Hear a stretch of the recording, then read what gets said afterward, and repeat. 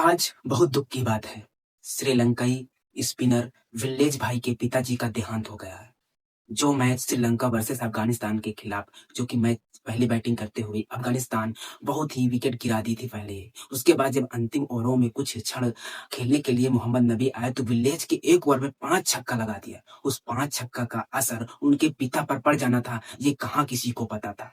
दोस्तों, ये कहाँ उसको पता था विल्लेज भाई को कि जिस गेंदबाजी से वो जूझ रहे हैं, उससे ज़्यादा उनके पिता अपनी मौत और ज़िंदगी के लिए लड़ रहे हैं।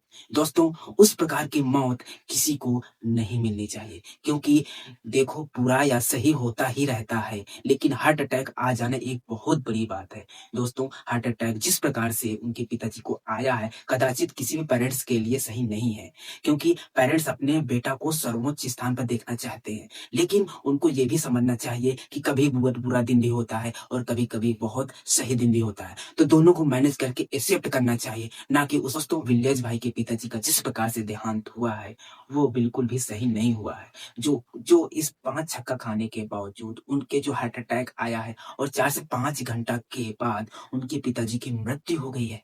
इस एक भी संवेदनाएँ हमारी सबकी है पूरे अपने भारत देश की प्लस पूरे वर्ल्ड की कि उनको थोड़ा शांति दें उनकी आत्मा को क्योंकि उनको भी बहुत बुरा लगा होगा और अफ़गानिस्तान ने जिस प्रकार से उस मैच को हारा, ये भी है, उनको थोड़ा सोचना चाहिए था कि कम से कम भले मतलब कि 5 छक्के खा लिए थे, लेकिन कम से कम आपकी टीम जीत तो गई, ठीक है? लेकिन उनके पिता का वो बिल्कुल तो समा ही गया था। हार्ट अटैक आने के बावजूद उनके 3 आवर के बाद उनके पिताजी की मृत्यु हो गई है, जो कि बहुत ही दुखद समाचार है दोस्तों।